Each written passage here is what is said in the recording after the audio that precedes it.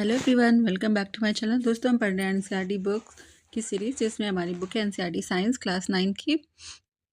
ठीक है, इसमें हमने 8 चैप्टर के वीडियोस अपलोड कर दिए हैं। आइए देखते हैं अपना नेक्स्ट चैप्टर, जिसका नाम है ग्रेविटेशन। है ना, ये है हमारा चैप्टर नंबर 9, ग्रेविटेशन मतलब गुरुत्वाकर्षण।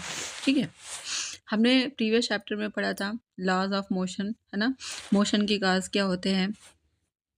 और हमने देखा था कि जो फोर्स होता है ना, वो फोर्स क्या करता है, स्पीड को और उसके जो ऑब्जेक्ट है उसकी स्पीड को और उसके डायरेक्शन ऑफ मोशन को चेंज कर सकता है ना।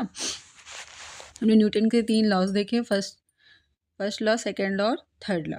ठीक है, हम हमेशा ऑब्जर्व करते हैं कि जब भी कोई चीज़ हम ड्रॉप करते हैं, है ना, कोई भी ऑब्जेक्ट हम ड्रॉप करते हैं, गिराते हैं, तो वो क्या होता है, वो सीधा ज़मीन से जाके अर्थ से जाके टकराता है ना। अगर हम किसी ऑब्जेक्ट को ऊपर उछालते हैं, ठीक है, तो वो क्या करता है, वो भी क्या होता है, वो थोड़ी दूर ऊपर जाके नीचे फिर से आके ज़मीन पे गिरता है, अर्थ पे गिरता है।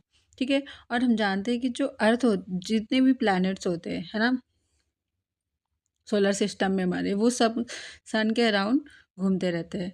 ठीक है, लेकिन जो मून होता है वो क्या करता है, वो अर्थ के अराउंड मूव करता है।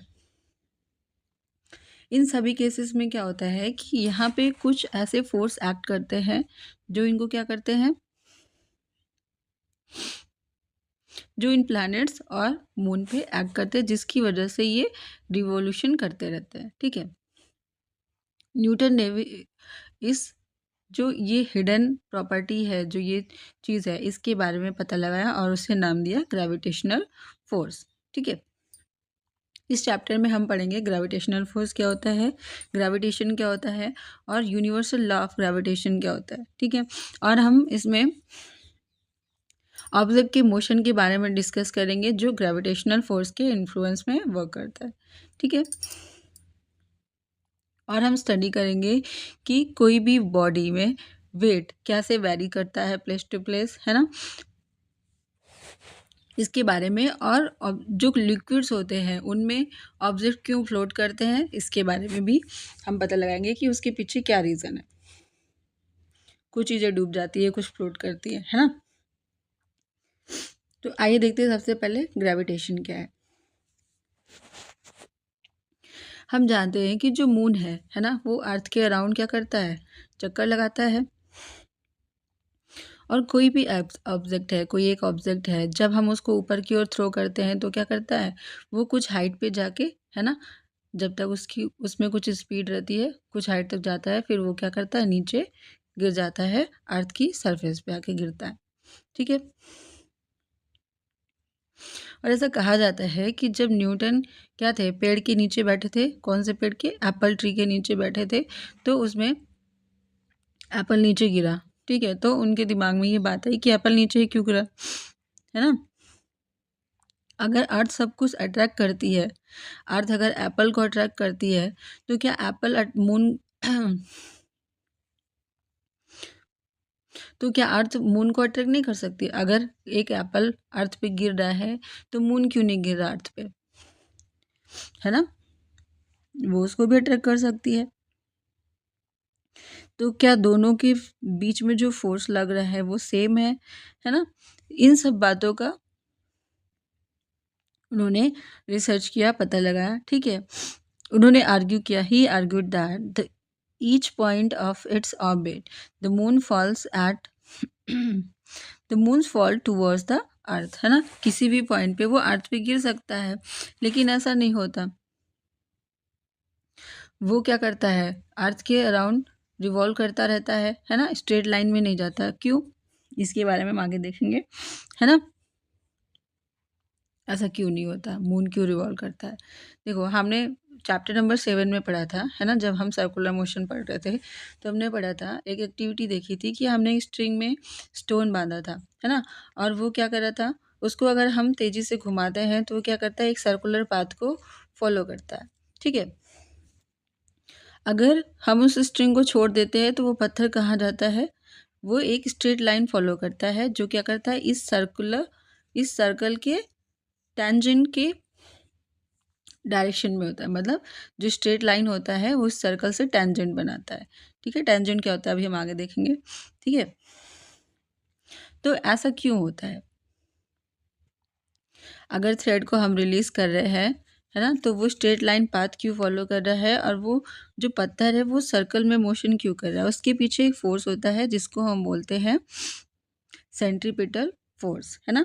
वो उस पत्थर को, उसमें एक उसके स्पीड में एक एक्सेलरेशन जनरेट होता है ना, जिसकी वजह से क्या होता है, उसका डायरेक्शन पूरे टाइम चेंज होता रहता है। ठीक है, जिससे वो एक सर्कुलर पाथ को फॉलो करता है। ठीक, इस फोर्स को हम क्या बोलेंगे, सेंट्रीपिटल फोर्स। और इसी फोर्स की वजह से मून क्या करता है, वो अर्थ के अराउंड चक्कर लगाता है। ठीक है, अब हमने देखा टेंजेंट। टेंजेंट क्या होता है?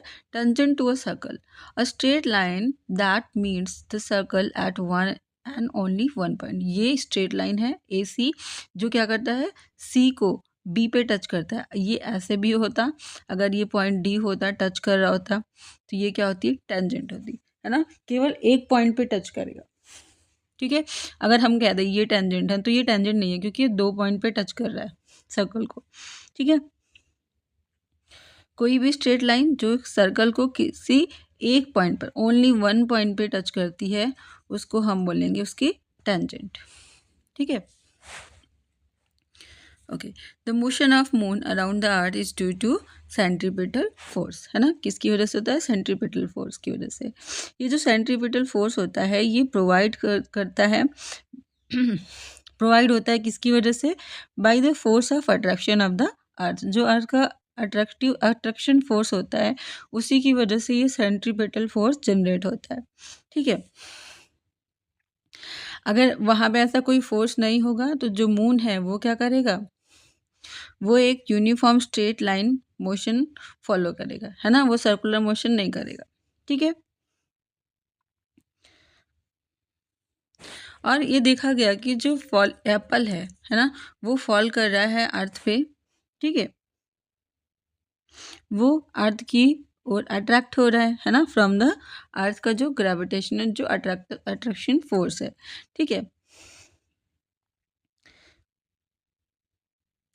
तो क्या एप्पल अर्थ को अट्रैक्ट नहीं कर सकता? वो भी करता है, तो वो गिरता क्यों नहीं है?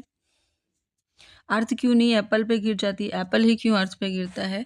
तो जो न्यूटन का थर्ड लॉ था, है ना, थर्ड लॉ ऑफ मोशन, जो कहता है कि एप्पल भी अट्रैक्ट करता है अर्थ को, लेकिन according to the second law of motion, है ना, जो फोर्स जनरेट होता है for a given force, acceleration is measurably proportional to the near inversely proportional to the mass of an object, है ना। जो एक्सीलरेशन होता है वो इन्वर्सली प्रोपोर्शनल होता है किसके? मास ऑफ द ऑब्जेक्ट।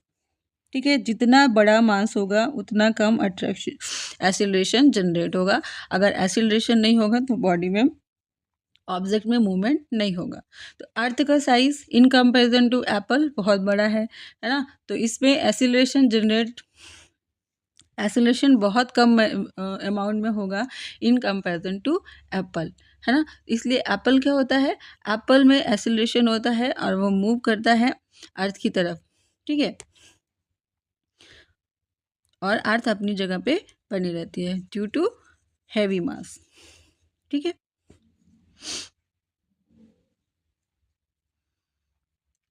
ठीक है, हमारे सोलर सिस्टम में क्या होता है, जितने भी प्लैनेट्स हैं वो क्या करते हैं, सन के अराउंड रिवॉल्व करते हैं। लेकिन अगर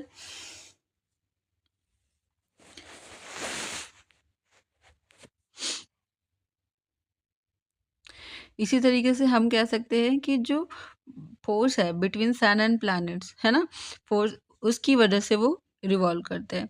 ठीक है, तो न्यूटन ने कंक्लूजन क्या दिया कि not only does the earth attract an apple and the moon, but all object in the universe attract each other, है ना। यूनिवर्स में जितने भी ऑब्जेक्ट हैं वो एक दूसरे को अट्रैक्ट करते हैं। ये जो फोर्स ऑफ अट्रैक्शन है ना, दो ऑब्जेक्ट्स के बीच में, बिटवीन ऑब्जेक्ट्स, इसको हम बोलते हैं ग्रेविटेशनल फोर्स। ठीक है, यूनिवर्सल लॉ ऑफ ग्रेविटेशन क्या है?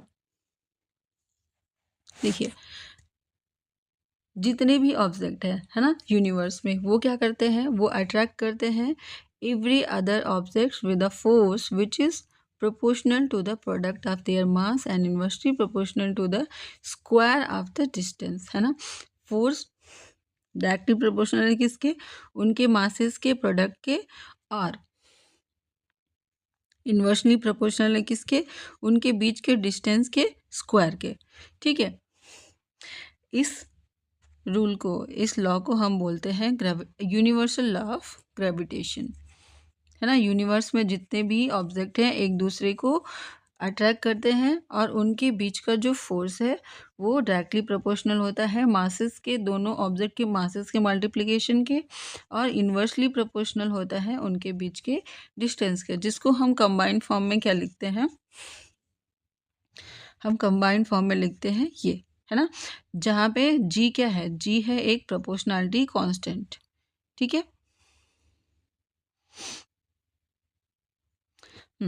यहाँ पे अगर हम किसी दो ऑब्जेक्ट ए और बी जिनके मासेस एम और स्मॉल एम है, वो एक डी डिस्टेंस में लाई करते हैं, एक दूसरे से डी डिस्टेंस पे रखे हुए हैं, तो उनके बीच जो फोर्स ऑफ अट्रैक्शन है वो अगर एफ है तो एफ कैसे रिप्रेजेंट करेंगे, जो फोर्स होगा डायरेक्टली प्रोपोर्शनल होगा दोनों के मासेस के मल्टीप्लिकेशन के, है ना, प्रोडक्ट के, और इन्वर्सली प्रोपोर्शनल होगा दोनों के बीच जो डिस्टेंस है। ठीक है, इसको हम दोनों को कंबाइंड फॉर्म में इस तरीके से लिख सकते हैं। ठीक है, और ये जो प्रोपोर्शनैलिटी सिंबल है इसको अगर हम हटाएंगे तो यहाँ पे इक्वल्स आएगा और आएगा जी। जी क्या है, जी को हम बोलते हैं प्रोपोर्शनैलिटी कांस्टेंट। ठीक है, जिसकी एक वैल्यू होती है। ठीक है,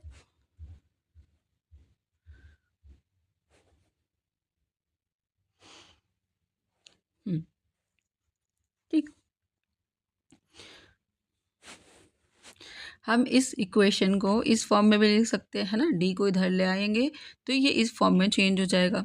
ठीक है, और हम जी को एक साइड करते हैं तो क्या हो जाएगा, F D square upon M into capital M into small M, है ना। दोनों मासेस का मल्टीप्लिकेशन और फोर्स और डिस्टेंस के स्क्वायर का मल्टीप्लिकेशन। ठीक है, जो जी है ना, अगर हम इसका एसआई यूनिट निकालें, ठीक है, तो हम इसको कैसे निकालेंगे, हम इन सब के एसआई यूनिट को यहाँ पे रखेंगे तो हमें जी का एसआई यूनिट मिल जाएगा, जो क्या होता है न्यूटन मीटर स्क्वायर। एफ का क्या होगा Newton, D square that is D क्या है डिस्टेंस है मीटर स्क्वायर, और एम क्या है मास है, मास है केजी में। ठीक है, तो अपॉन में केजी का स्क्वायर, दोनों मासेस हैं तो केजी के स्क्वायर हो जाएगा। ठीक है, तो जी का यूनिट क्या हो जाएगा न्यूटन मीटर स्क्वायर केजी पर केजी स्क्वायर, है ना। और पर केजी स्क्वायर को हम केजी की पावर -2 भी लिख सकते हैं। और हम अगर जी की वैल्यू को कैलकुलेट करिए तो हमने यूनिट देखा, अगर हम वैल्यू को कैलकुलेट करें तो पहले तो देखते हैं, है ना। G was found out by Henry Cavendish. ठीक है, इन्होंने सबसे पहले जी को कैलकुलेट किया था, और जी की वैल्यू क्या है 6.673 इंटू 10⁻11 न्यूटन मीटर स्क्वायर पर केजी स्क्वायर, है ना। और हम जानते हैं कि फोर्स ऑफ जो अट्रैक्शन है वो दो बॉडीज के, दो ऑब्जेक्ट्स के बीच में लाई करता है ना, एग्जिस्ट करता है। तो हम इसकी वैल्यू कंप्यूट कर सकते हैं, है ना। हम अपने और अपने आसपास जो लोग हैं उनके बीच के जो फोर्स ऑफ अट्रैक्शन है उसको कैलकुलेट कर सकते हैं। ठीक है, तो आप, लेकिन हम इसको एक्सपीरियंस क्यों नहीं करते, यहाँ पे बॉक्स में कुछ एक्स्ट्रा इन्फॉर्मेशन है। The law is universal in the sense, universal क्यों है लॉ, क्योंकि अगर हम इसको किसी भी बॉडी पे अप्लाई करते हैं, है ना, जहाँ भी अप्लाई करते हैं, चाहे वो बॉडी बड़ी हो स्मॉल हो, है ना, ऑब्जेक्ट बड़ा हो छोटा हो हैवी हो, ठीक है, वो हर जगह अप्लीकेबल है, चाहे वो सेलेस्टियल बॉडी हो या फिर टेरेस्ट्रियल हो। ठीक है, इन्वर्स स्क्वायर क्या होता है, F is inversely proportional to the square of D, है ना।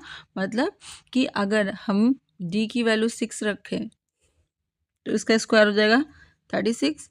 प्रोपोर्शनल मतलब सीधा सीधा उसका असर पड़ता है, और इन्वर्सली प्रोपोर्शनल मतलब उल्टा असर, है ना। तो 1/d² मतलब 1/36। अगर हम डिस्टेंस को 6 यूनिट बढ़ाएं, है ना, तो अगर डिस्टेंस 6 यूनिट है तो एफ कितना अफेक्टेड होगा, एफ पे कितना असर पड़ेगा, 1/36, है ना, 6 का स्क्वायर। ठीक है, इसका मतलब ये है।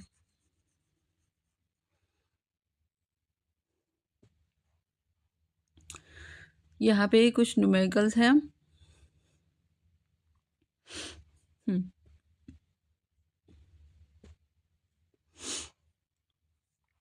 The mass of the earth is 6 into 10। मास अर्थ का दिया हुआ है ना, और मून का जो मास है वो दिया हुआ है इतना केजी, और जो डिस्टेंस है बिटवीन बोथ ऑफ देम इतना दिया हुआ है। ठीक है, तो हम इसकी वैल्यू कैलकुलेट कर सकते हैं। जी की वैल्यू हमें पता है ना, जो हम पहले देख चुके हैं। यहाँ पे गिवन भी है 6.7 इंटू 10⁻11। तो हम इन सारी वैल्यूज़ को पुट करके क्या करेंगे, पहले तो हम स्टैंडर्ड यूनिट में चेंज करेंगे इसको, है ना। जो ये किलोमीटर में है डिस्टेंस, इसको मीटर में चेंज करेंगे। ठीक है, जी की वैल्यू और डी की वैल्यू मिल गई, m1 m2 की वैल्यू है ना, दोनों जो मासेस हैं उसकी वैल्यू दी हुई है, तो उसको हम फार्मूले में रख के कैलकुलेट करेंगे, है ना। तो कितना फोर्स आया, 2.02 इंटू 10⁻20 न्यूटन। ठीक है,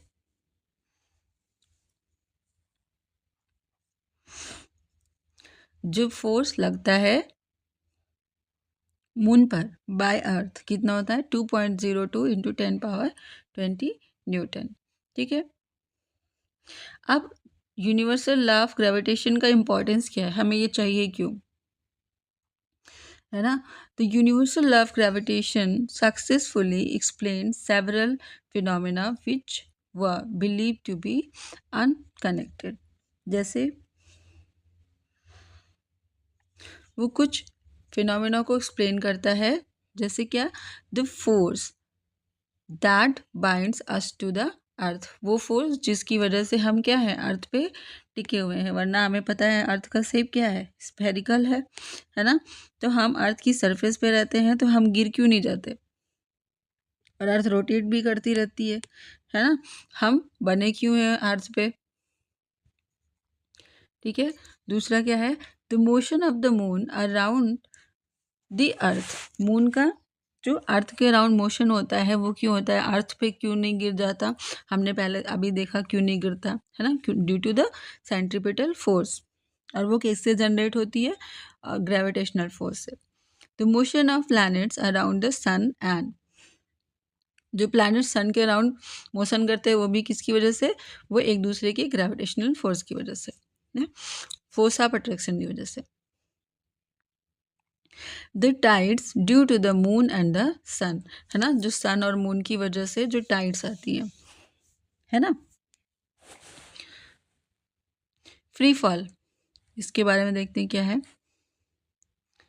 फ्री फॉल का मतलब क्या होता है, उसको हम एक एक्टिविटी से देखेंगे।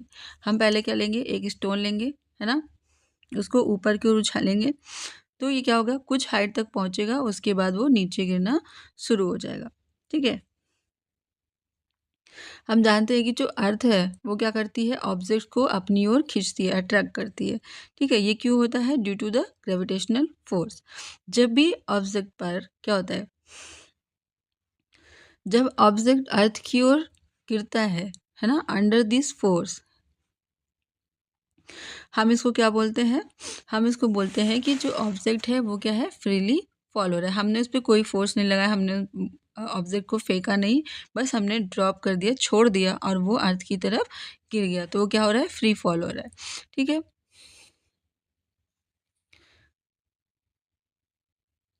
तो जो ऑब्जेक्ट गिर रहा है अर्थ की तरफ, तो क्या उसकी वेलोसिटी में कोई चेंज आ रहा है जब वो गिर रहा है,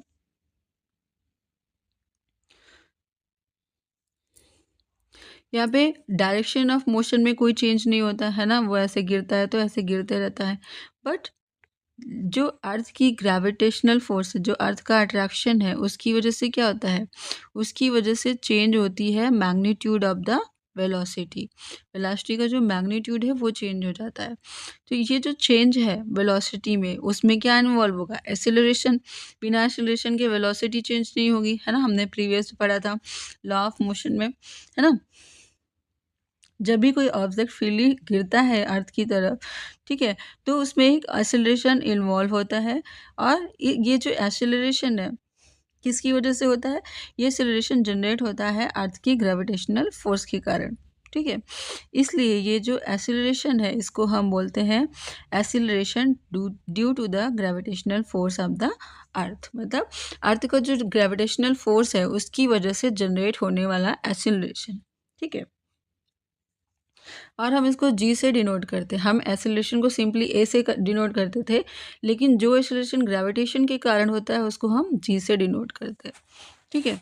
और जी का यूनिट क्या है, मीटर पर सेकेंड स्क्वायर, जो एक्सेलरेशन का यूनिट होता है, ठीक है। और हमने सेकेंड लॉ ऑफ मोशन में पढ़ा था कि जो फोर्स है, force is the product of mass and acceleration. Force क्या पढ़ा था हमने, F is equal to M into A, है ना। मास और एक्सेलरेशन का मल्टीप्लिकेशन होता है, प्रोडक्ट होता है। अगर स्टोन का मास 9.2, अगर जो हमने एक्टिविटी करी उसमें स्टोन का मास होता m, है ना, तो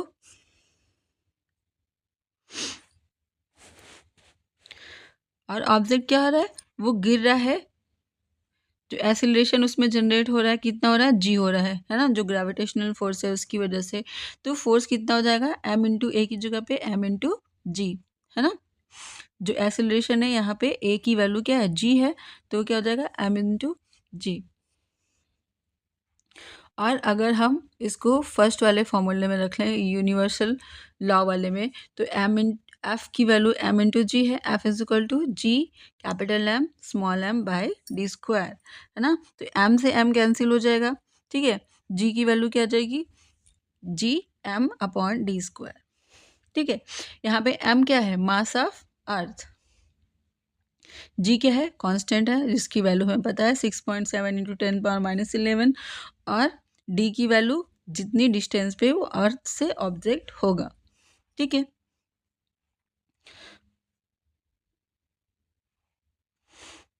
अगर क्या हो, जो ऑब्जेक्ट है be on or near the surface of the earth, अगर कोई ऑब्जेक्ट है वो अर्थ की सरफेस पे है ना, ठीक है, तो क्या होगा, तो ग्रेविटेशन फोर्स हम कैसे कैलकुलेट करेंगे, यहाँ पे जो डी है डिस्टेंस, ये जो अर्थ की रेडियस है ना, वो हो जाएगी, ठीक है। तो जी की वैल्यू कितनी आई, G M upon R square. The earth is not a perfect sphere, earth क्या है, परफेक्ट स्फीयर नहीं है, ठीक है। और उसकी रेडियस क्या होगी, तो परफेक्ट नहीं होगी, कहीं पे कम होगी कहीं पे ज़्यादा होगी। तो इस रेडियस के कम ज़्यादा होने की वजह से ये जी की जो वैल्यू है वो पोल्स पे अलग होती है ना। और जब हम ऐसे इक्वेटर की ओर जाते हैं तो बढ़ते जाती है, यहाँ पे अलग होती है, ठीक है।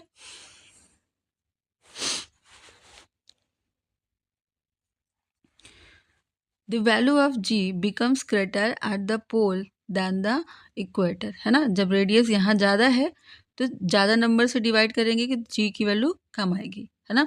यहाँ पे रेडियस कम है तो कम नंबर से डिवाइड करेंगे, जी की वैल्यू ज़्यादा आएगी। तो पोल्स पे ग्रेविटेशनल फोर्स ज़्यादा होता है इन कंपेरिजन टू इक्वेटर, ठीक है। Okay.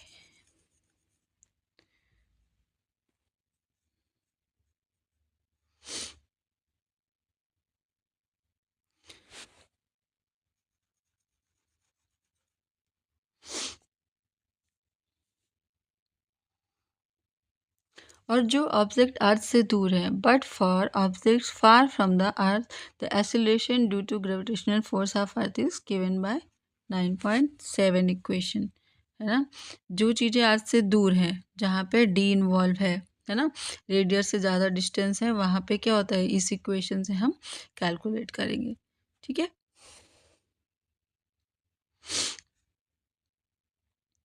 To calculate the value of G की वैल्यू हम कैसे कैलकुलेट करेंगे, है ना, हमें क्या करना पड़ेगा, हमें पुट करना पड़ेगा वैल्यू ऑफ जी, एम जो मास ऑफ अर्थ है, आर जो रेडियस है ना, उसको पुट करेंगे तो हमें जी की वैल्यू कितनी आएगी, 9.8 मीटर पर सेकेंड स्क्वायर।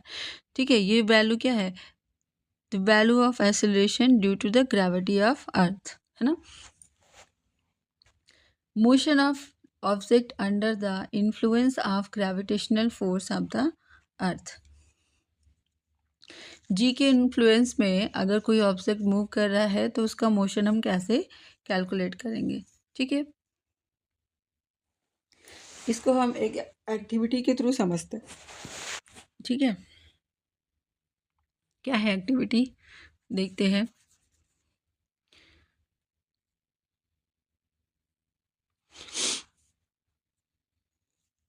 पहले क्या करना हमें, take a sheet of paper and stone, drop them simultaneously from the first floor of the building, है ना, हम क्या करेंगे, एक पत्थर लेंगे और एक पेपर लेंगे, दोनों को एक साथ बिल्डिंग से नीचे गिराएंगे, मतलब ड्रॉप करेंगे, फोर्स नहीं लगाएंगे।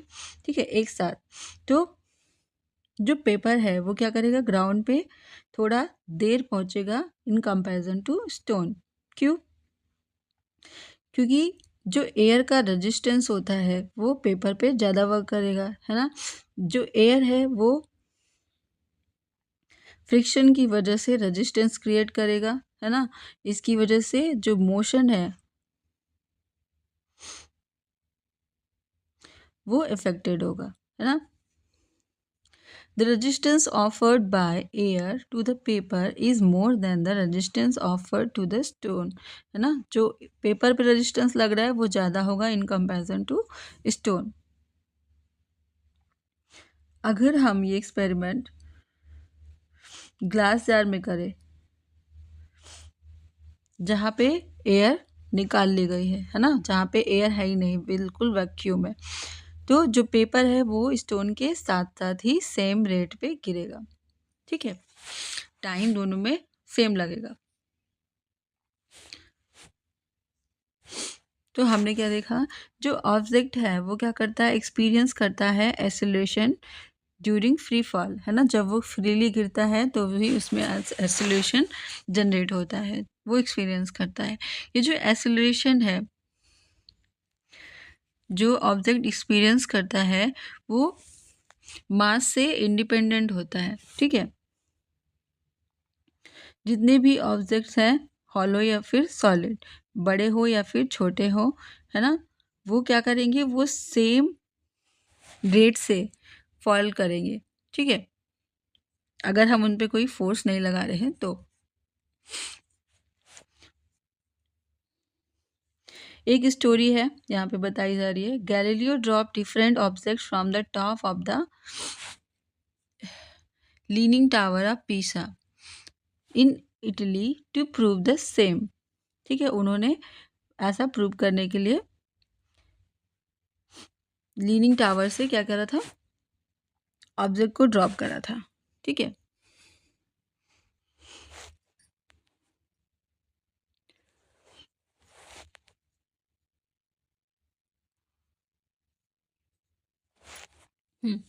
जैसे कि हम जानते हैं अर्थ के जो सरफेस है या फिर near the earth G constant होता है, तो जितने भी फॉर्मूले हैं, all the equation for the uniformly accelerated motion of objects, ये क्या होंगे, ये वैलिड होंगे, है ना, अगर हम ए को रिप्लेस कर दें जी से, है ना, जितने भी इक्वेशन ऑफ मोशन थे, लॉज ऑफ मोशन थे, है ना, तो वो क्या होंगे, वैलिड होंगे अगर हम अर्थ के नियर या फिर अर्थ की सरफेस की बात कर रहे हो, है ना। v बराबर u प्लस ए टी, ए की जगह हम g रख दे, है ना, इसमें भी ए की जगह g और इसमें भी ए की जगह g रख दे। ठीक है, जहाँ पे u और v क्या है, इनिशियल वेलोसिटी है, और s है डिस्टेंस जो ऑब्जेक्ट t टाइम में कवर कर रहा है। ठीक है, और इन इक्वेशंस को अप्लाई करने के लिए हम क्या करेंगे, ए को पॉजिटिव लेंगे, है ना, अगर क्या है ये डायरेक्शन ऑफ वेलोसिटी के अकॉर्डिंग है ना, अगर ये पॉजिटिव डायरेक्शन में, A to B positive when it is in the direction of the velocity. अगर एक्सेलरेशन वेलोसिटी के डायरेक्शन में लग रहा है तो हम उसको पॉजिटिव लेंगे, अगर अपोजिट डायरेक्शन में है तो हम उसको निगेटिव रखेंगे, है ना। जहाँ पे +80 है यहाँ पे -80, है ना, ये +80², यहाँ पे -80², यहाँ पे +2as -2s, ठीक है। ए को हम जी भी लिखेंगे, ठीक है। ओके, यहाँ पे हम एग्जाम्पल देखते हैं। कोई कार है जो क्या कर रहा है, falls off a ledge and drop to the ground in 5.5 second, ठीक है, 0.5 सेकेंड में वो ड्रॉप होती है। यहाँ पे जी की वैल्यू दी हुई है, ठीक है। तो आपसे पूछ रहा है कि इसकी स्पीड क्या है ना, जब वो ग्राउंड को स्ट्राइक करती है, मतलब जब वो ग्राउंड पे गिरती है, टच करती है, ठीक है। इसकी 0.5 सेकेंड में एवरेज स्पीड क्या होगी, मतलब इनिशियल स्पीड तो 0 होगी, है ना, यू की वैल्यू 0, वी की वैल्यू क्या होगी, पहले हम वो कैलकुलेट करेंगे, फिर हम दोनों का एवरेज निकालेंगे, ठीक है। How high is the less from the ground, वो जो लेस है जहाँ से वो गिर रही है कार, वो ग्राउंड से कितनी डिस्टेंस है, मतलब उसने टोटल कितना डिस्टेंस ट्रेवल किया इस टाइम में, ठीक है। तो हमें दिया हुआ है टाइम कितना है, half second, that is 0.5 second, और इनिशियल वेलोसिटी 0 है, और एक्सीलरेशन कितना है 10 मीटर पर सेकेंड स्क्वायर, और एक्सीलरेशन ऑफ द कार ये कितना है 10 मीटर पर सेकेंड स्क्वायर, है ना, जो नीचे की तरफ है, डाउनवर्ड, यही होगा, जी की वैल्यू ही होगी, ठीक है।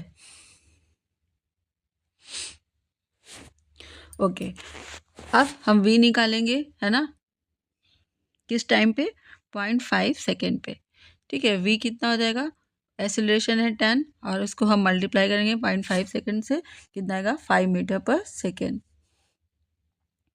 ठीक है। ये हमने कैलकुलेट करा वी की वैल्यू, फाइनल वेलोसिटी 0.5 वाले सेकेंड पे, ठीक है। फिर हमें क्या निकालना है, एवरेज वेलोसिटी। तो हमें इनिशियल वेलोसिटी 0 मिली है, पॉइंट, और दूसरी वेलोसिटी हमने कैलकुलेट करी है ना, कितना गया 2.5 मीटर पर सेकेंड। अब डिस्टेंस ट्रेवल कितना, हमें एस की वैल्यू कैलकुलेट करनी है, एस इज इक्वल टू कितना होता है, U T plus half, you 0 है ना, इनिशियल वेलोसिटी 0 है, बाकी हाफ 80² ना, ए की वैल्यू 10 मीटर पर सेकेंड स्क्वायर, टी की वैल्यू 0.5, ठीक है। इसको कैलकुलेट करेंगे 1.25, इस तरीके से हमें तीनों आंसर्स मिल गए, ठीक है। तो ये एग्जांपल्स आप देखना खुद से, ठीक है। आइए देखते हैं मास के बारे में। हाँ, यहाँ पे क्वेश्चन है, what do you mean by free fall, हमने अभी पढ़ा, ठीक है। एक्सेलरेशन ड्यू टू ग्रेविटी, ये भी हमने अभी सीखा, ठीक है। मास क्या होता है, बहुत हम शुरू से मास मास पढ़ रहे हैं, एम की वैल्यू देख रहे हैं, है ना, F is equal to M into A देख रहे हैं, एम क्या है, मास है, तो ये मास होता है क्या, ठीक है। जो ऑब्जेक्ट का मास होता है ना, हमने पिछले चैप्टर में पढ़ा है, क्या पढ़ा है, mass of an object is the measure of its inertia. हम किसी ऑब्जेक्ट के इनर्शिया को उसके मास से मेजर करते हैं, है ना। और हमने देखा कि जिस जिस ऑब्जेक्ट का जितना मास होता है उसमें इनर्शिया उतना ज़्यादा होता है, ठीक है।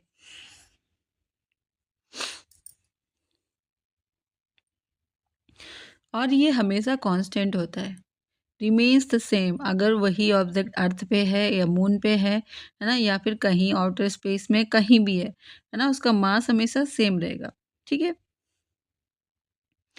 मास कांस्टेंट होता है जो चेंज नहीं होता due to the from place to place, वो प्लेस टू प्लेस चेंज नहीं होता है, वो हमेशा कांस्टेंट होता है ना। अब वेट के बारे में, वेट क्या होता है, जो अर्थ होती है वो हर ऑब्जेक्ट को अट्रैक्ट करती है ना, विद अ सर्टेन फोर्स, और इस फोर्स को, ये फोर्स जो है ये डिपेंड करता है मास पे, है ना, force depends on the mass of the object, और and the acceleration due to the gravity, है ना, जी पे और एम पे डिपेंड करता है। तो जो वेट है ना किसी ऑब्जेक्ट का, वो एक फोर्स होता है जिससे वो ऑब्जेक्ट अर्थ के द्वारा अट्रैक्टेड फील करती है ना। वो एक फोर्स होता है जिससे अर्थ उस ऑब्जेक्ट को अट्रैक्ट करता है, ठीक है। तो फोर्स मतलब weight, M that is mass of object, A क्या है, acceleration due to gravity that is उस जगह की ग्रेविटेशनल फोर्स क्या है, ठीक है, उस प्लेस की। तो इस वजह से अगर हम प्लेस टू प्लेस जी की वैल्यू चेंज होती है तो प्लेस टू प्लेस वेट भी तो चेंज होगा, है ना। As the weight of an object is the force with which it attracted towards the earth, the SI unit of weight is the same, है ना, न्यूटन के बराबर ही होगा, है ना, मास इनटू एक्सीलरेशन, ठीक है। और इसमें क्या होगा, दोनों वेट, मैग्नीट्यूड और डायरेक्शन, है ना, वेट क्या करता है, अर्थ की ओर काम करता है हमेशा, तो इसमें मैग्नीट्यूड और डायरेक्शन दोनों होगा, ठीक है।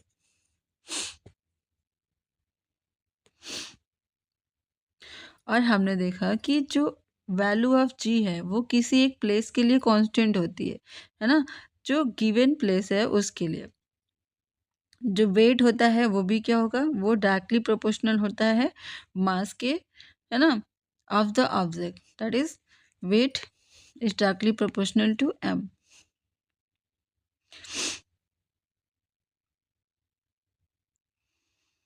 तो इससे हम क्या कर सकते हैं, हम उस ऑब्जेक्ट के वेट को यूज कर सकते हैं उसके मास को मेजर करने के लिए, है ना। The mass of object remains the same everywhere, जो मास है ऑब्जेक्ट का वो हर जगह सेम होता है, चेंज होता है तो क्या, ये जो ग्रेविटेशनल फोर्स है जी की वैल्यू, ठीक है।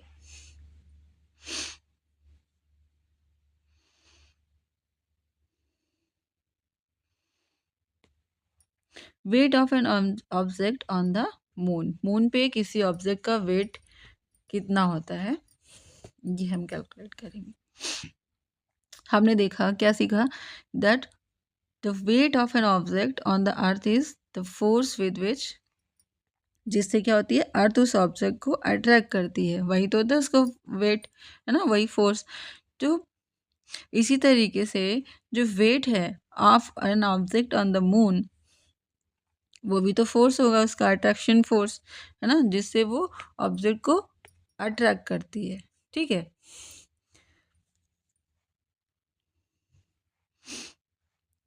और हमें पता है जो मून का मास है वो अर्थ के मास से कम होता है, ठीक है, जिसकी वजह से क्या होगा,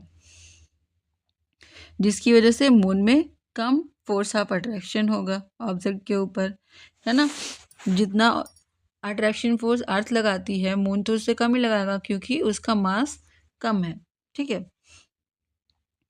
अगर मान लो किसी ऑब्जेक्ट का मास m है ना, और इसका वेट जो है मून पर WM है, तो मास ऑफ द मून भी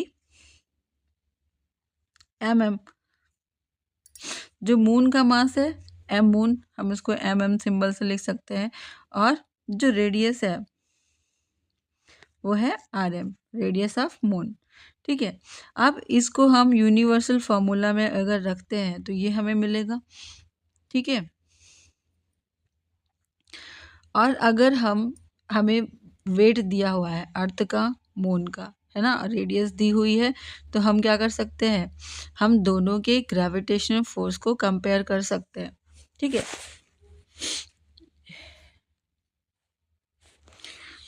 ये वेट ऑन द मून और ये weight on the earth, weight on the earth ये, ठीक है।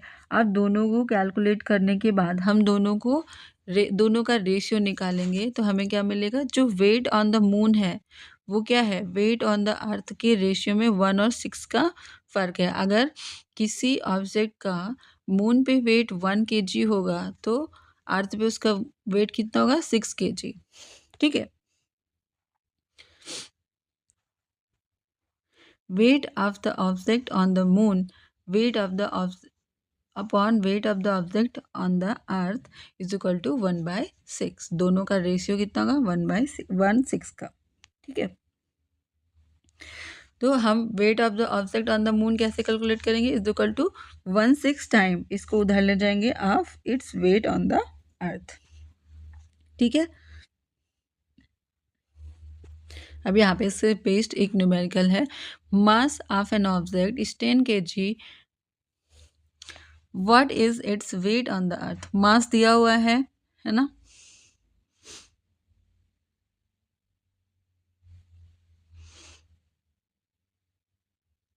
एक्सीलरेशन क्या होगा? 9.8 मीटर पर सेकेंड स्क्वायर है ना, जी की वैल्यू, और इसका वेट क्या हो जाएगा? m into G, that is 98 newton. ठीक है, तो इसका वेट क्या हो जाएगा? 98 न्यूटन। ओके, ये second example, an object weighs 10 newton when measured on the surface of the earth. अगर हम उसको अर्थ पे मेजर करें तो उसका वेट 10 न्यूटन आ रहा है, लेकिन अब उसका वेट हमें कहाँ मेजर करना है? On the moon. तो हमें पता है मून पे की वेट क्या होता है? 1/6 ऑफ द अर्थ, है ना। अर्थ पे कितना है? 10 इंटू 1/6, और 10 को अगर हम डिवाइड करेंगे 1.67 न्यूटन। ठीक है,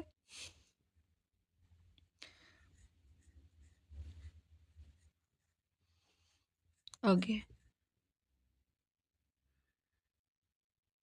हाँ, हमने ये पढ़ लिया मास में और वेट में क्या डिफरेंस होता है ना।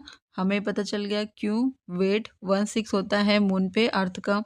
ठीक है, थ्रस्ट और प्रेशर, थ्रस्ट क्या है और प्रेशर क्या है? हमने देखा है जो कैमल होता है वो डिजर्ट में इजीली रन कर लेता है, ऐसा क्यों?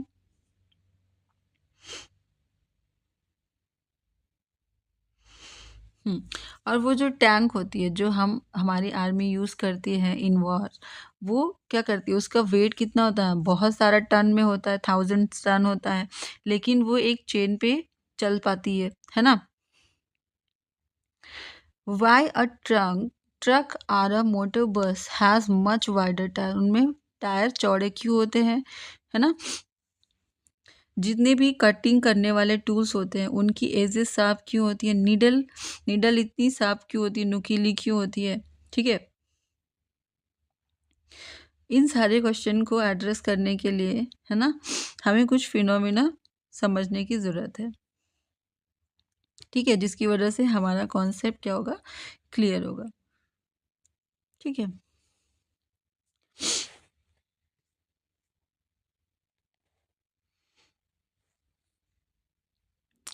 तो हम इसको समझने के लिए देखते हैं। Let us try to understand the meaning of thrust and pressure by considering the following situations. क्या क्या सिचुएशन है? सिचुएशन 1 दिया हुआ है कि मान लो आप एक पोस्टर फिक्स करना चाहते हो बुलेटिन बोर्ड पे, है ना, जैसे कि यहाँ पे पिक्चर में शो किया गया है। ठीक है, ऐसा करने के लिए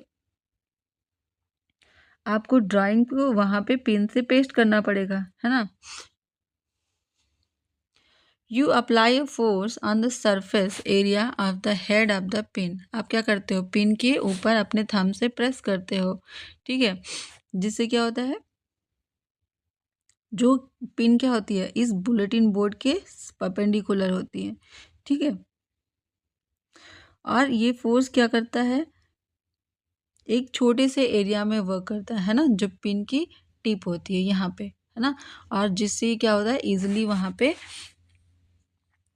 फिक्स हो जाता है। ठीक है, सिचुएशन 2 क्या दे रखा है कि अगर आप खड़े हो लूज स्टैंड पे, है ना, जो रेत है लूज सैंड पे, रेत पे खड़े हो, तो आपके जो पैर हैं वो सैंड के अंदर धस जाते हैं, घुस जाते हैं। लेकिन अगर आप उसी सैंड पे, उसी जैसे वो पड़ा है, जिस स्टेट में आप खड़े थे, उसी स्टेट में, उसी पोजीशन, उसी में आप लेट जाओ, है ना, तो क्या होगा?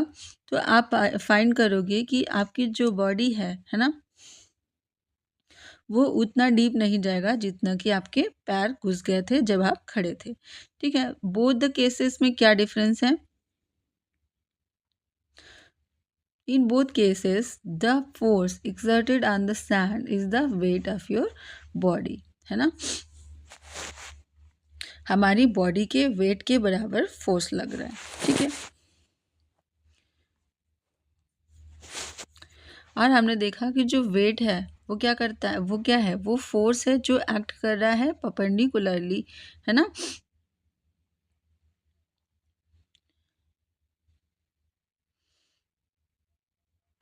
हाँ, तो यहाँ पे जब हम खड़े हैं तो क्या हो रहा है, ये the force is acting perpendicular to the surface of sand, है ना। जब हम खड़े हैं या फिर लाई डाउन कर रहे हैं तो परपेंडिकुलरली वो सरफेस पे लग रहा है, ठीक है, जिसको हम बोलते हैं थ्रस्ट, ठीक है।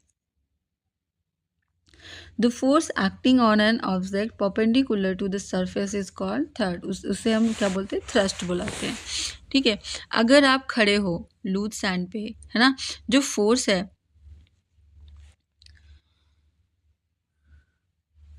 जो वो हमारी बॉडी के वेट ऑफ आवर बॉडी, वो हमारे बॉडी का वेट है जो एक्ट कर रहा है छोटे से एरिया में। मतलब हम खड़े हैं तो हम इतनी सी एरिया में है ना, तो हमारा पूरा वेट इस एरिया में वर्क कर रहा है, तो हम इस पे प्रेशर लग रहा है, हम नीचे घुस जा रहे हैं। लेकिन अगर हम लाई डाउन करेंगे, हम लेट जाते हैं, तो हमारा जो कांटेक्ट का एरिया है वो कितना हो गया, इतना ज़्यादा हो गया, है ना। तो क्या होगा, वो जो वेट है वो उतने एरिया में बढ़ जाएगा और प्रेशर कम लगाएगा, ठीक है।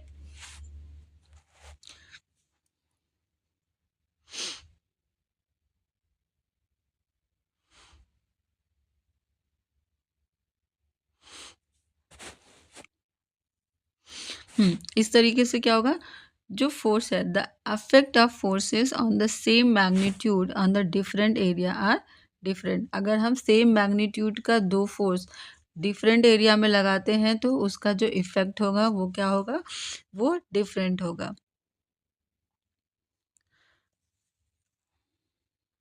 थ्रस्ट तो सेम होगा, है ना, लेकिन इफेक्ट डिफरेंट होगा। इस वजह से इस तरीके से हम कह सकते हैं जो थ्रस्ट है वो किस पे डिपेंड करता है, depends on the area on which it acts, ठीक है। The effect of thrust on a stand is larger while standing than while lying, है ना। ये जो थ्रस्ट था जब हम खड़े थे वो ज़्यादा था इन कंपेरिजन टू जब हम लाई कर रहे, मतलब लेटे हुए थे। और अगर ये जो थ्रस्ट है अगर एक यूनिट एरिया पे वर्क करता है तो इसको हम बोलते हैं प्रेशर। प्रेशर इक्वल टू क्या होता है, थ्रस्ट अपॉन एरिया, इसको हम फोर्स अपॉन एरिया भी लिखते हैं, ठीक है। अगर हम इस पे SI यूनिट रखें फोर्स का अपॉन एरिया का तो क्या हो जाएगा, न्यूटन पर मीटर स्क्वायर, ठीक है, दैट इज न्यूटन मीटर -2, ठीक है। अब एक साइंटिस्ट है पास्कल, जिसके ऑनर में इस यूनिट को हमने पास्कल नाम दिया, ठीक है, जिसे हम PA से डिनोट करते हैं। अब हम एक न्यूमेरिकल को कंसीडर करेंगे।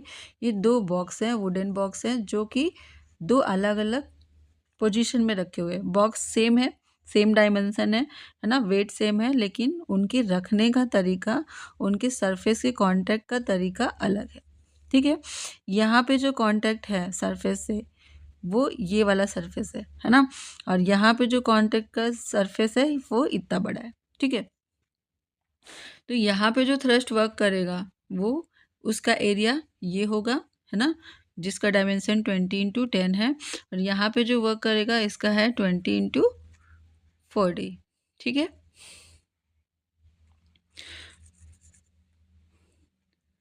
चलिए सॉल्व करते हैं, है ना।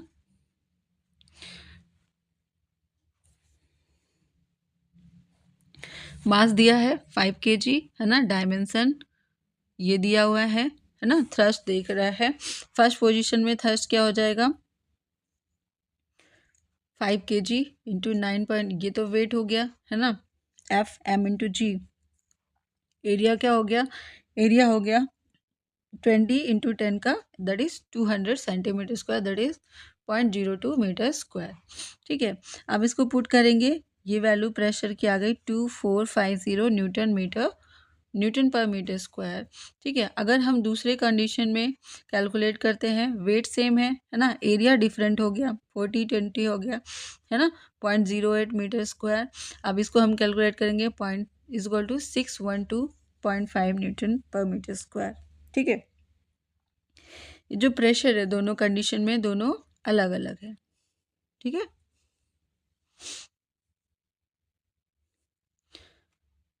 तो हमने देखा सेम बॉक्स है, सेम मटेरियल है, सेम वेट है ना, लेकिन जो एरिया ऑफ कांटेक्ट है उसकी वजह से प्रेशर दोनों में डिफरेंट डिफरेंट आ रहा है ना। इससे हम क्या कर सकते हैं, the same force acting on a smaller area exert a larger pressure and a smaller pressure on a larger area. जब हमारे स्मॉलर एरिया में थ्रस्ट सेम वेट का लग रहा है वो ज़्यादा होगा in comparison to larger area. ठीक है, इसकी वजह से यही रीज़न है जो हम नेल को, है ना, नेल की जो पिन पॉइंट टिप होती है वो पॉइंटेड होती है, शार्प होती है ना। नाइफ्स क्या होते हैं, शार्प होते हैं। ठीक है, एजेस पे, जिससे उन पे फोर्स ज़्यादा लगता है और हम इजीली कट कर पाते हैं। ठीक है, और जो बिल्डिंग होती है उनका जो फाउंडेशन होता है वो वाइड होता है। ठीक है, प्रेशर इन फ्लूइड्स, फ्लूइड्स में प्रेशर हम कैसे कैलकुलेट करेंगे। देखो, जब भी हम जितने भी लिक्विड है ना, गैसेस है, वो क्या है, फ्लूइड्स है। A solid exerts pressure on an surface due to its weight. कोई भी सॉलिड क्या करता है, वो अपने वेट की वजह से प्रेशर डालता है ना। अभी हमने देखा जो फ्लूइड्स होते हैं, है ना, उनमें भी वेट होता है और वो भी क्या करते हैं, वो भी प्रेशर क्रिएट करते हैं, प्रेशर डालते हैं। ठीक है, on the base and walls of the container, है ना, जिस कंटेनर में वो रखे रहते हैं उसके बेस पे वो प्रेशर डालते हैं और उसकी वॉल्स पे। ठीक है,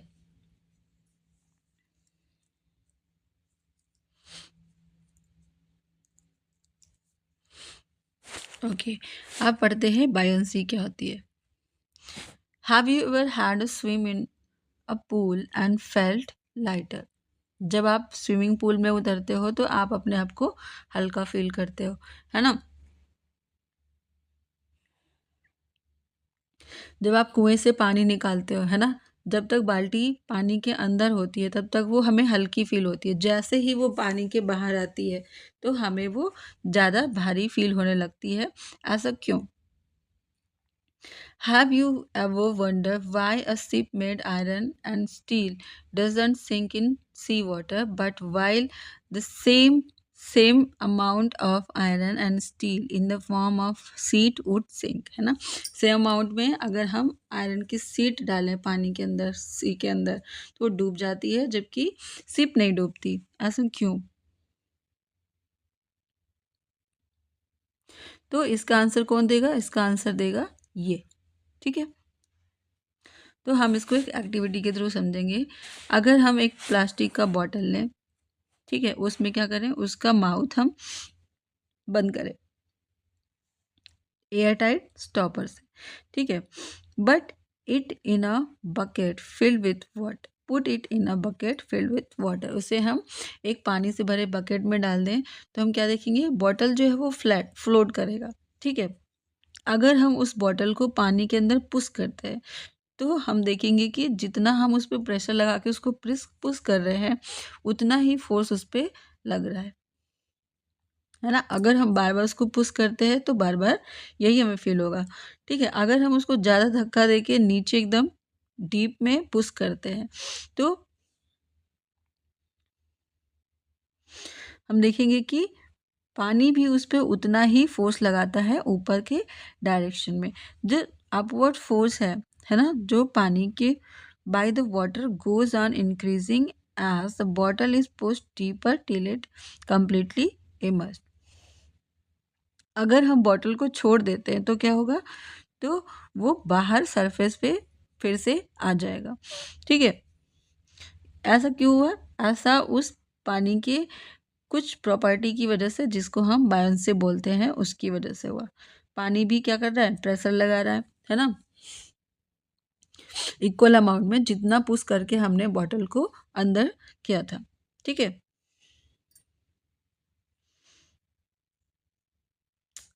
okay. The force due to the gravitational attraction of earth acts on a bottle in the downward direction, है ना। जो बॉटल पे फोर्स ऑफ अट्रैक्शन लग रहा है वो नीचे की तरफ लग रहा है, ठीक है, लेकिन फिर भी बॉटल ऊपर क्यों आ जा रहा है, उसको तो नीचे चला जाना चाहिए। ठीक है, bottle is pulled downward but the water exert an upward free force on the bottle, है ना। उस पे एक फोर्स लगता है जिसकी वजह से वो ऊपर की तरफ आ जाता है। तो हमने क्या देखा, हमने पहले देखा था कि जो वेट है ऑब्जेक्ट का वो एक फोर्स है due to gravitational attraction of the earth, लेकिन जो बॉटल है जो वो इमर्स कर रहा है अपवर्ड, उस पर फोर्स लग रहा है bye the water on the bottle, वो ज़्यादा बड़ा है उस वेट से, उस प्रेशर से जो ग्रेविटेशन के थ्रू लग रहा था बॉटल पे। ठीक है, और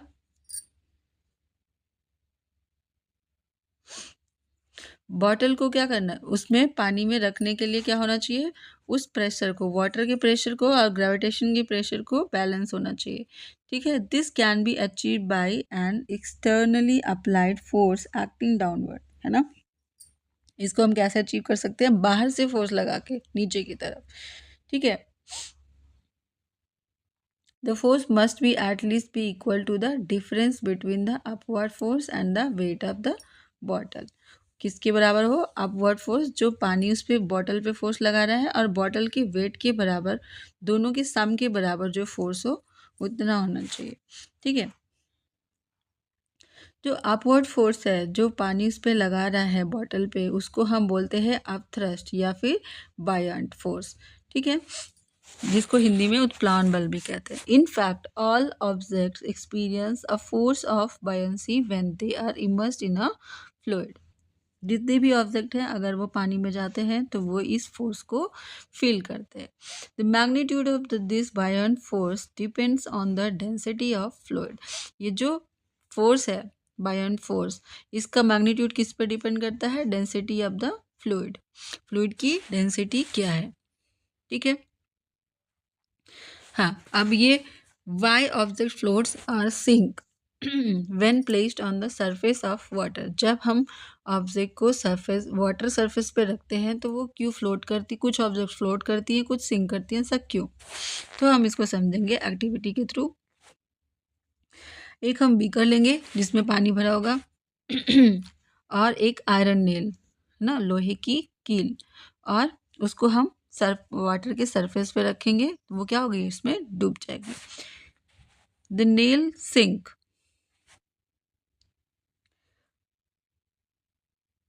नेल सिंक क्यों करेगी, the force due to the gravitational attraction of the earth on the iron nail pulls it downward.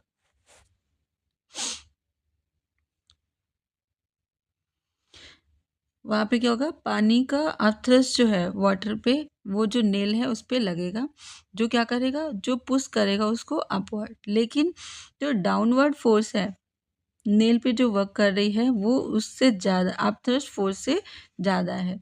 ठीक है, जिसकी वजह से नेल क्या कर रही है, ये यहाँ पे डूब जाएगी। ठीक है,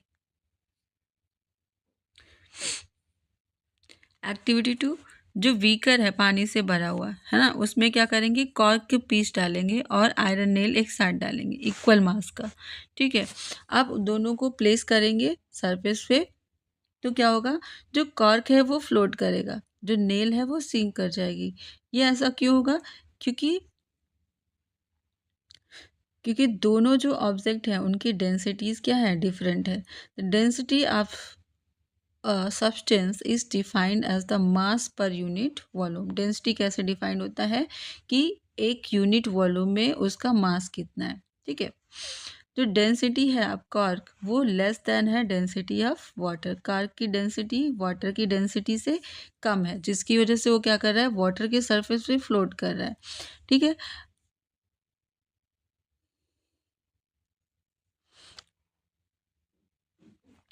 और जो आयरन नेल की डेंसिटी है वो ज़्यादा है in comparison to density of water, जिसकी वजह से क्या होगा, वो क्या करेगी, जो अपथ्रस्ट वाटर है, अपथ्रस्ट है जो वाटर का, वो आयरन नेल पे कम लगेगा in comparison to weight of iron nail.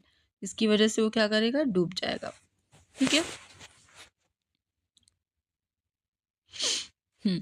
Therefore हम उससे क्या कंक्लूजन निकालते हैं, object of density less than that of a liquid. अगर हमारे ऑब्जेक्ट की डेंसिटी लिक्विड से कम है तो वो क्या करेगा, फ्लोट करेगा। और अगर ऑब्जेक्ट की डेंसिटी लिक्विड से ज़्यादा है तो वो क्या करेगी, सिंक कर जाएगी, डूब जाएगी इन लिक्विड। ठीक है।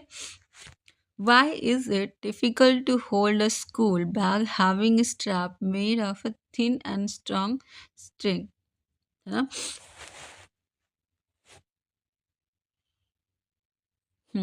अगर हम पतली डोरी से बनाएंगे, है ना, बैग का स्ट्रिप, तो क्या होगा, उस पर प्रेशर ज़्यादा लगेगा, जिससे क्या होगा, हम पे प्रेशर ज़्यादा पड़ेगा, वेट ज़्यादा हमें फील होगा।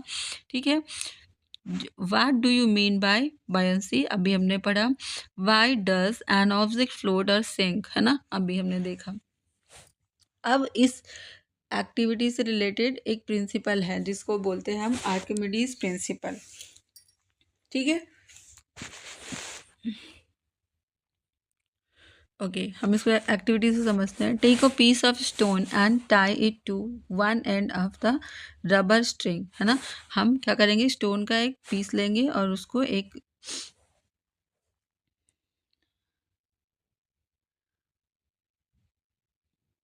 हम उसको रबर की डोरी से या रबर स्ट्रिंग से उसको बांध देंगे। ठीक है। Suspend the stone by holding the balance or the string as shown in the figure. कैसे बंधा हुआ है, कुछ इस तरीके से, है ना, उसको हम लटका देंगे। ठीक है। Now slowly dip the stone in the, note the allegation of the string are reading on the spring balance। हम स्प्रिंग बैलेंस में उस स्टोन का वेट देखेंगे कितना है। ठीक है। अब उसको हम क्या करेंगे, पानी के अंदर डालेंगे, पानी से भरे कंटेनर में। ठीक है। फिर हम उसके बाद फिर उसका वेट चेक करेंगे।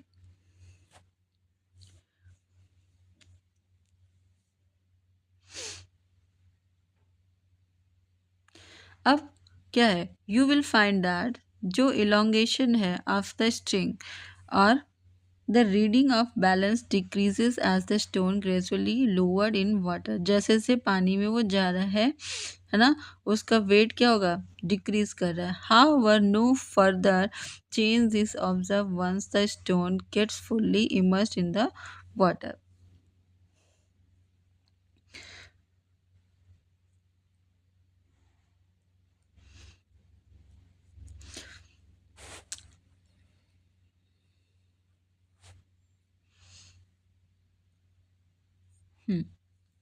हमने देखा, हम जानते हैं जो इलोंगेशन है प्रोड्यूस हो रहा है स्ट्रिंग में, है ना, स्प्रिंग बैलेंस में, वो किसकी वजह से है, वो वेट ऑफ द स्टोन की वजह से। Since the extension decreases once the stone is lowered in water. जब पानी के अंदर नीचे डाला गया स्टोन को, है ना, तो वो क्या हो गया, डिक्रीज हो गया।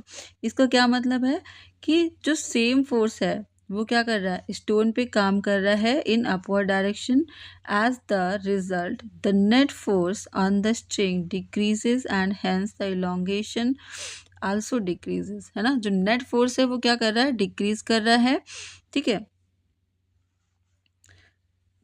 और ये किसकी वजह से हो रहा है, ये अपवर्ड फोर्स की वजह से हो रहा है, जो पानी के द्वारा या फिर लिक्विड के द्वारा उस पे स्टोन पे लग रहा है ना।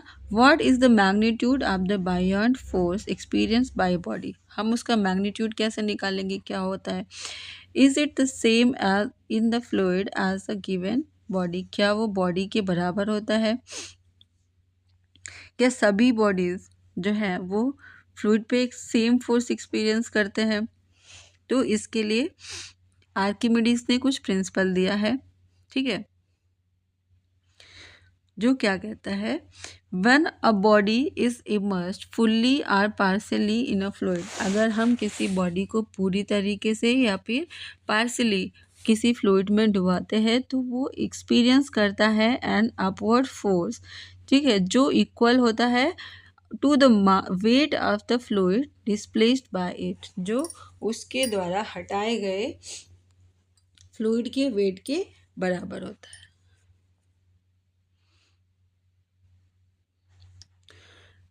Now, can you explain why a further decrease in the elongation of the string was not observed in activity 9.7? दोबारा elongation क्यों नहीं देखा गया? उसका क्या रीज़न था?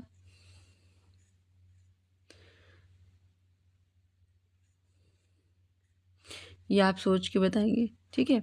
Archimedes principle has many application, है ना, क्या क्या है, it is use to design ships, है ना, जो शिप डिज़ाइन होती है किसकी प्रिंसिपल पे, आर्किमिडीज प्रिंसिपल पे, और जो सबमरीन्स हैं, ठीक है, वो भी।